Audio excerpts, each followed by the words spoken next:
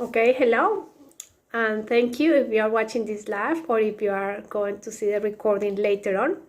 I'm Paola Espinel. I sat the clinical exam a few years ago and I was successful on the first time after a long clinical gap. So I had great summary notes materials and was able to compile all the information, and I have made that available the same in the last few years to different doctors.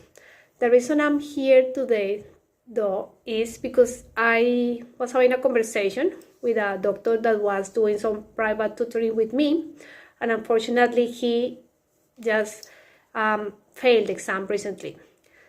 So we were talking about time management and how important is the extra 10 seconds or whatever you have on the day so you can answer all the tasks that you are given. So I'm doing this. I see there's some people watching, so welcome. If you have questions, please leave them there and I will go back and answer them. Yes, comments. So you're welcome to say where you're watching me from, and if you have any questions, please share. So the idea is to make this short, but to give you some practical strategies and tips from time management. I will start by saying that we all are different and nobody knows better than yourself. I get asked a lot of the time, how long do you think I need to prepare? If I buy your materials, how long do I need to sit the exam? Will I be ready in 3 months, 6 months? And it's very hard for me to answer that because I don't know you, I don't know your circumstances, how busy your life is, and also all your skills, weaknesses. So it's very hard, and I want to just go back and put the responsibility on you. You need to check exactly what are your weaknesses and get to know how you best work. We all learn and study and get different information in different ways. So is your style more visual? Are you auditory? Are you, do you need to write things down to remember? So it's very important to acknowledge how you best study and remember information, and also things like the environment. What's the best environment for you?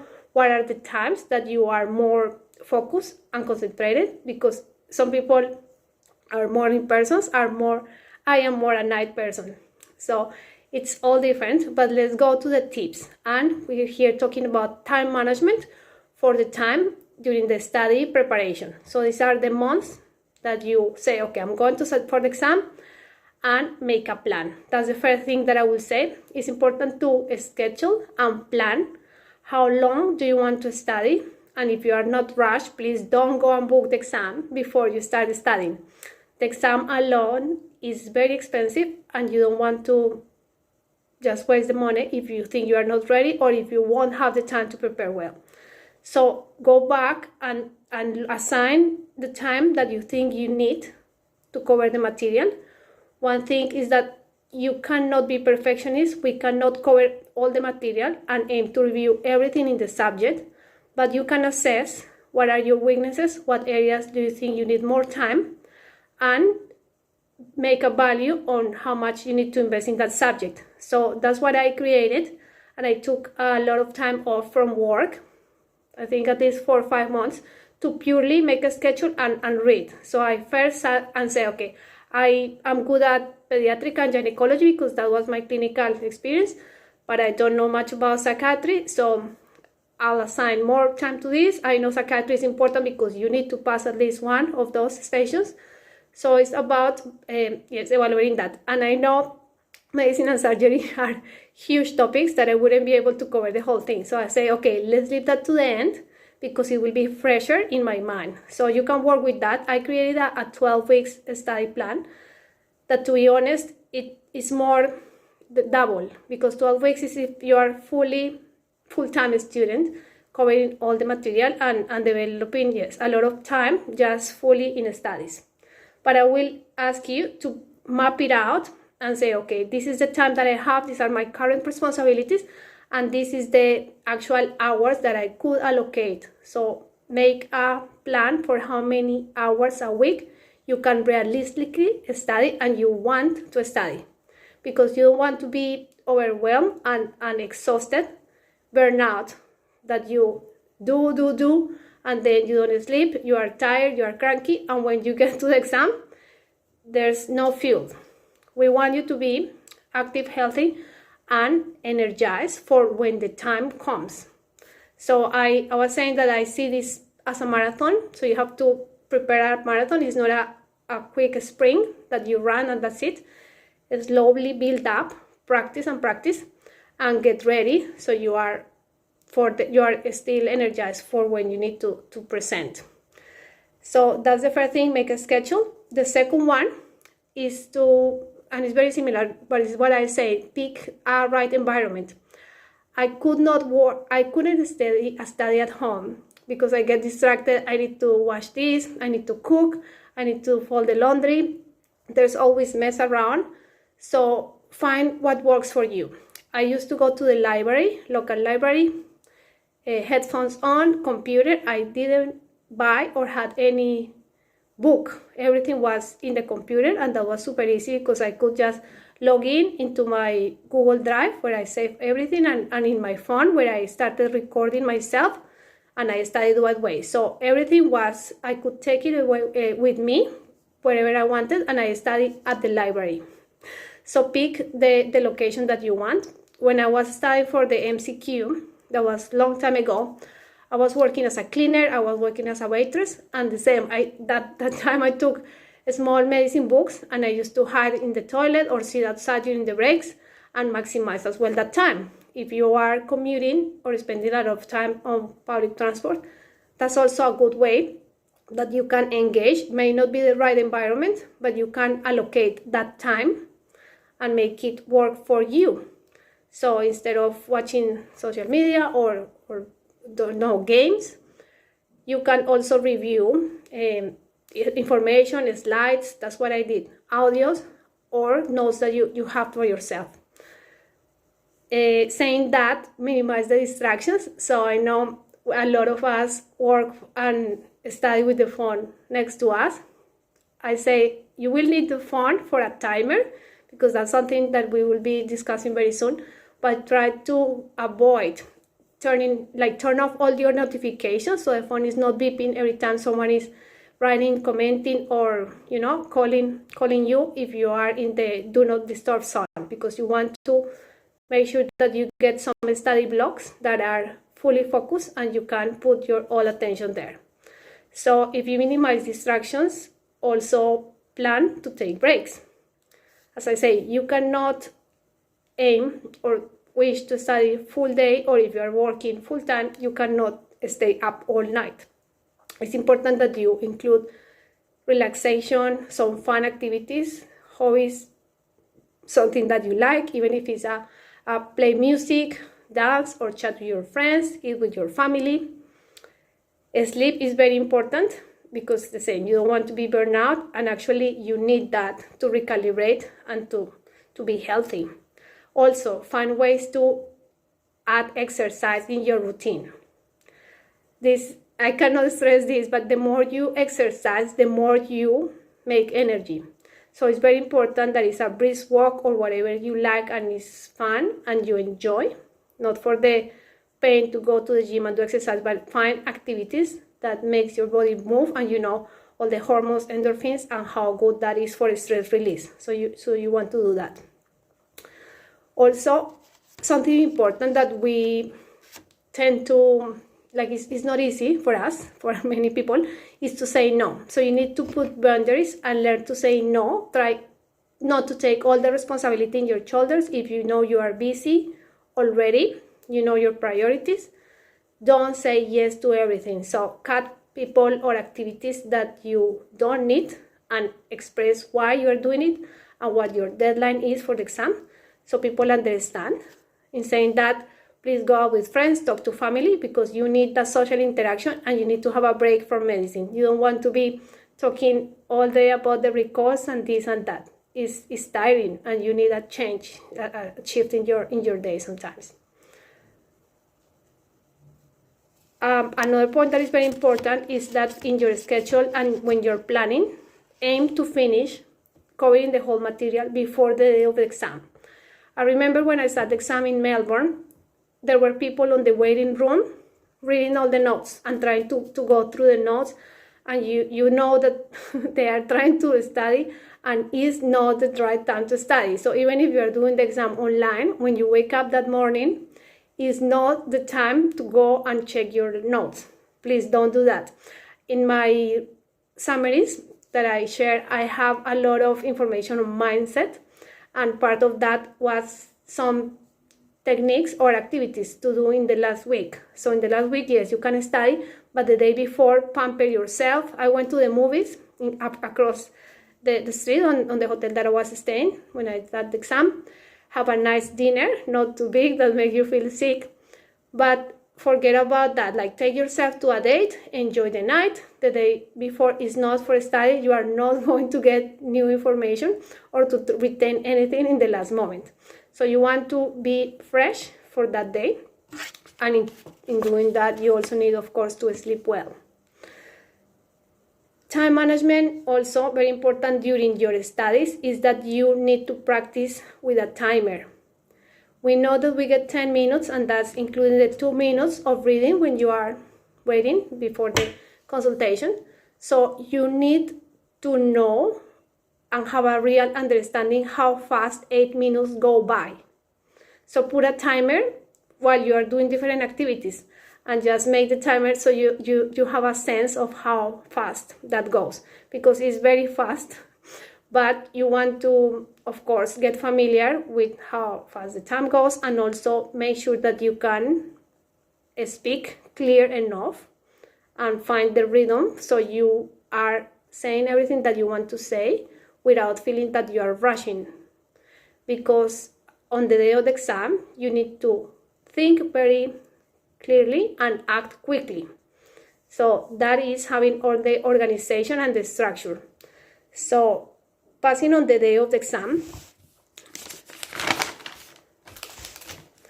the most important that I would say is that you have to play by the rules. So we know the rules. This is, as I say, you are like an actor on the stage. Some people say that you are dancing and you need to know the steps of the dance and the music, because this is all about showing your communication skills, but also your professional attitude, your empathy and rapport, and your clinical reasoning and decision making.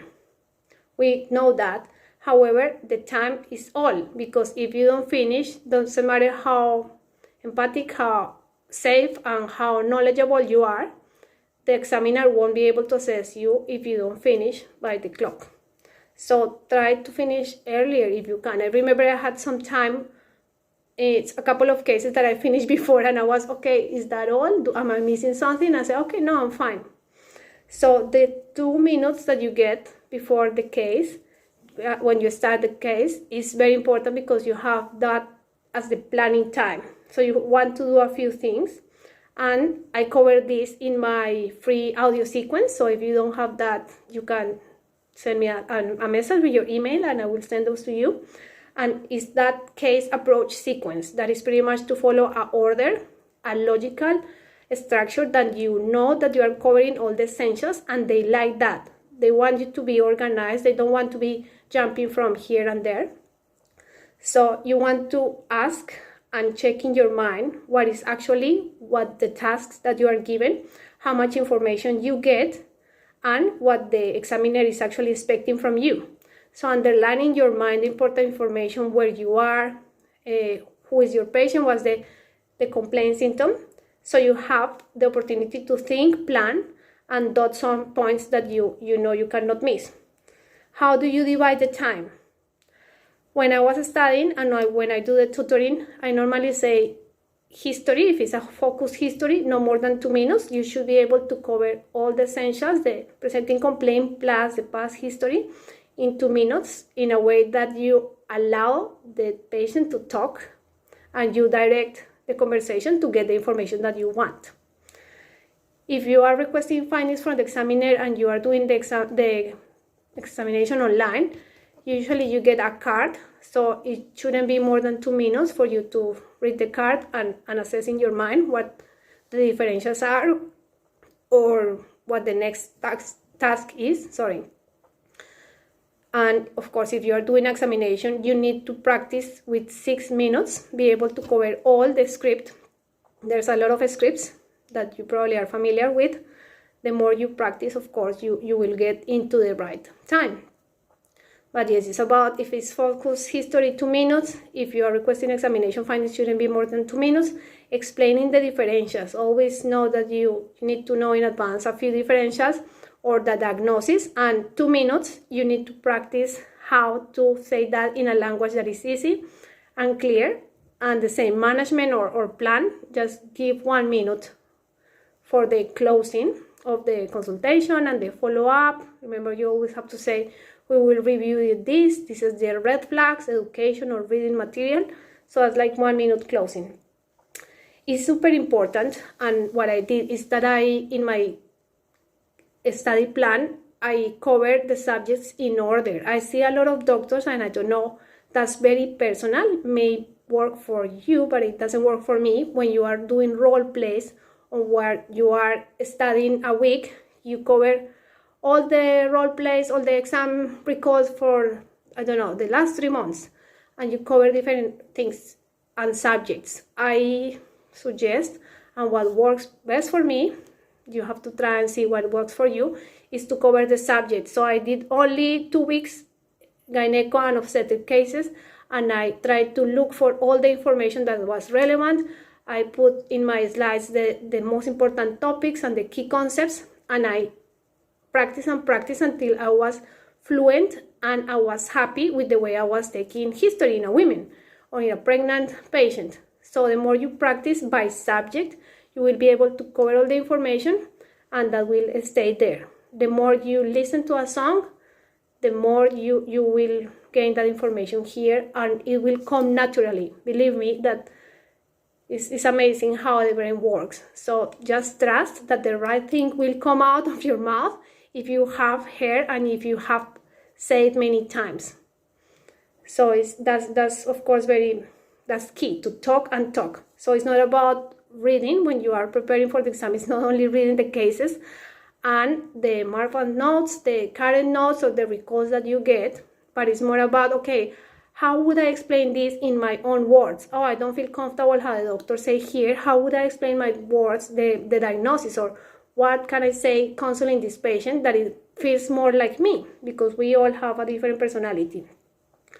So that's very important, to find how you will say it, of course following the rules and keeping the key concepts and without making the critical errors. That's all things that you can get accessible in the AMC Handbook of Clinical Examination. I did a pre-recorded workshops that I now offer as a small investment. That is the summary of all that clinical assessment guidelines and what the examiner is expecting. But yes, that's all the is gold, that book, but it's not only about reading, but it's about talking. So if you feel comfortable, record yourself. I really suggest that. It's silly, but it's good that you listen to yourself, because you will see how much you improve week by week. And also, if you get a good audio, you will be happy to replay that, and it's gold. I have a lot of audios, and I used to listen to the audios when I was doing the laundry, when I was out in the park, when I went shopping, or when I was driving alone, and it was useful to just read, repeat, and then keep in my mind the order. The same for the physical examination. So that's all things that you need to first study alone, talk to yourself, and then role play with other people. This is pretty much what I wanted to talk to you about. I want to keep this short and sweet, and I'll try to cover a different topic each week. So ask what you would like to hear, and I'm happy to talk about. Next week I'll come and do a fun exercise about yoga for a super brain. So it's all about focus, and a simple exercise that you can do to move your energy and to keep your brain focused, so you can absorb more in less time and keep productive. So I'll be talking about that, but I can also do other videos if you ask me specific questions that you want to know. It's all about helping and supporting each other. As I say, we all are different and you need to find what works for you. But having an order and just repeating and playing with a timer, you can get the exam and just pass. We all are looking for the same result and it's possible, but please don't rush to get a time. Don't rush to get a date if you don't feel ready, because that's wasting your money and putting too much stress. So be realistic and make that plan. How long do you think you need to study? How much are your commitments, family commitments?